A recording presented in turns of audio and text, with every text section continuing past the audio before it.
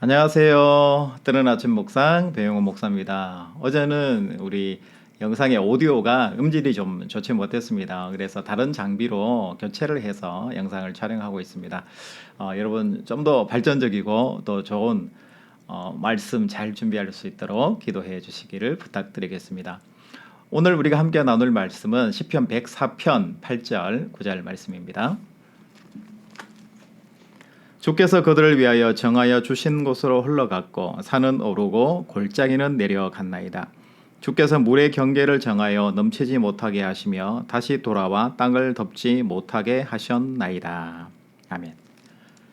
오늘은 104편이요. 창조의 시편이에요. 창조의 시편인데 하나님의 위대하시고 전능하심에 대해서 찬양하는 바로 창조의 시편입니다. 여러분, 그런데 우리가 하나님의 속성에 대해서 이야기할 때 우리는 하나님의 전지전능하심에 대해서 머리를 숙이게 되고 뭔가 위대하고 대단한 것에 대해서 머리를 조아리고 존경하게 되고 경외심을 갖게 되는 경우가 많이 있어요.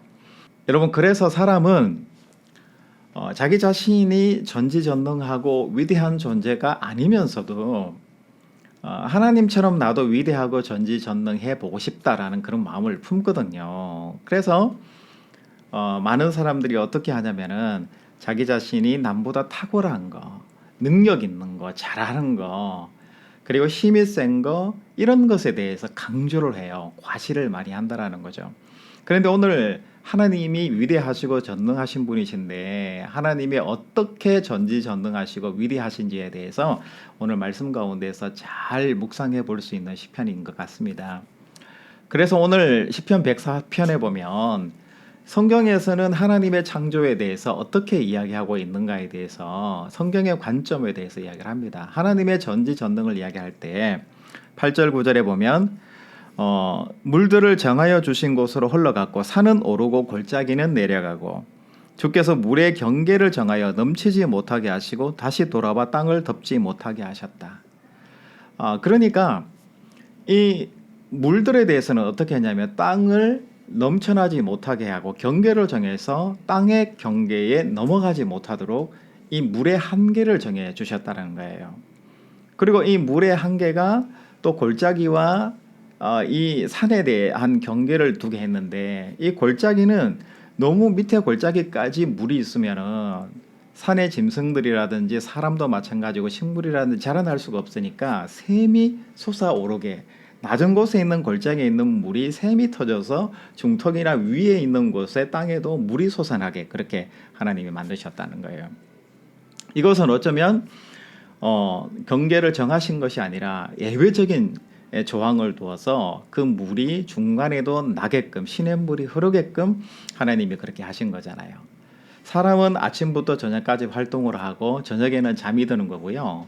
이제 사람이 물러나는 그 시점에 짐승들이 나와서 저녁에 활동을 하고 사냥도 하고 온갖 자기들의 활동을 하고 아침이 되면 다시 동굴 속에 들어가서 자게 되는, 그러면서 사람의 경계 또 자연의 경계들을 각각 정하셔서 하나님이 조화롭게 그렇게 만드셨다라는 거죠.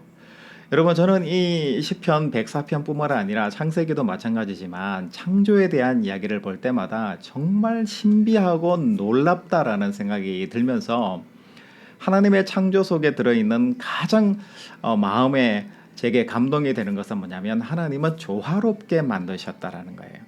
이 조화롭게 만드셨다라는 것은 뭘까? 물은 물의 경계가 있고 산은 산의 경계가 있고 땅은 땅에 하늘은 하늘의 경계가 있다라는 거예요. 여러분, 바다는 대단한 것 같지만 위험이 있고 엄청난 바다인 것 같지만 그 물이 샘이 터져서 산과 들의 꽃과 나무들 그리고 사람과 온 들짐승들을 먹여 살리는 생명의 근원이 되는 것이 뭐냐면 바로 샘이고 물이라는 거예요. 그래서 바다의 역할은 다른 동식물들에게 존재들에게 생명의 생수를 공급해주는 역할을 한다는 품에 있어서 이 바다는 넓은 품을 가지고 있는 것이고 넓게 사람들을 섬길 수 있고 자연을 섬길 수 있게 하나님이 창조해 주셨다는 거예요. 그리고 땅은요, 여러분 어렵고 힘든 그 짐승과 모든 존재들에게 있어서 풀이 자라나게 해서 그 땅을 통해서 그들이 먹고 살 수 있도록 해주는 거잖아요. 이런 차원에서 생각해 보면 하늘, 땅, 그리고 땅과 바다, 이 모든 존재가 자기 자신을 뽐내기 위해서, 자기 자신의 위엄을 위해서 만든 것이 아니라 다른 생물과 조화롭게 소통하며 공존할 수 있도록 이렇게 만드신 것이 뭐냐면 하나님의 창조의 참 아름다운 속성인 것 같아요. 여러분, 우리는 그렇잖아요. 남들보다 빼어나기를 원해요.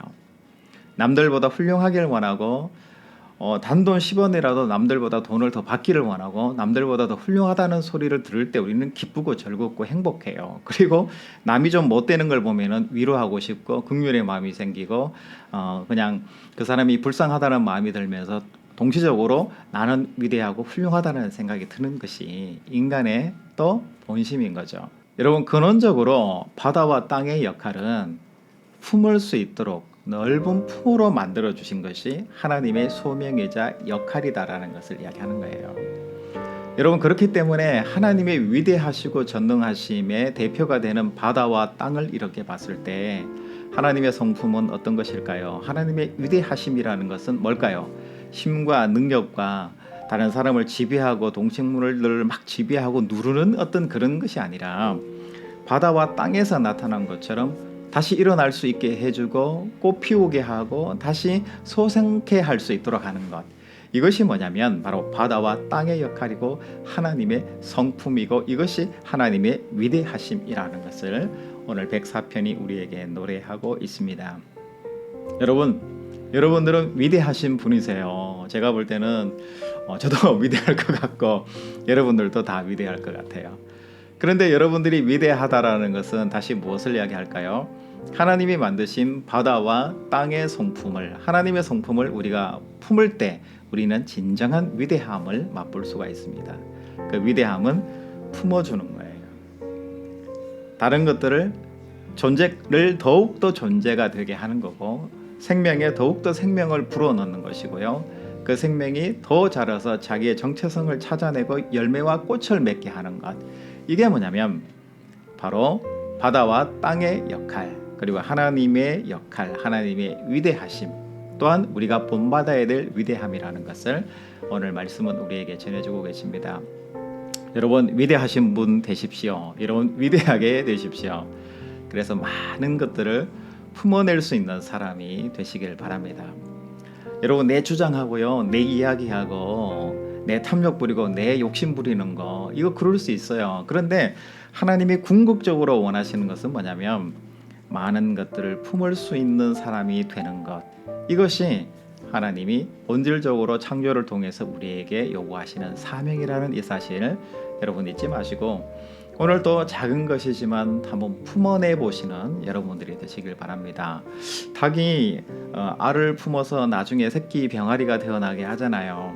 그럴 때 오랫동안 그 품에서 품고 인내와 수고가 필요하듯이 여러분, 꽃 피우고 열매를 맺게 하는 거에는 많은 인내와 수고와 땀이 필요하다는 사실 여러분 기억하셔서 오늘 하루도 하나님이 뿌려주시고 내게 이 땅에 태어나게 해주신 이 소명의 자리에서 내가 품고 또 인내와 고난의 시간을 통해서 뭔가 꽃을 맺고 열매를 맺는데 그 과정의 하루로, 한 시간으로 여러분들의 삶을 투자해 보시는 여러분들의 인생이 되시기를 다시 한번 축복합니다. 여러분, 내일 또 뵙겠습니다. 샬롬.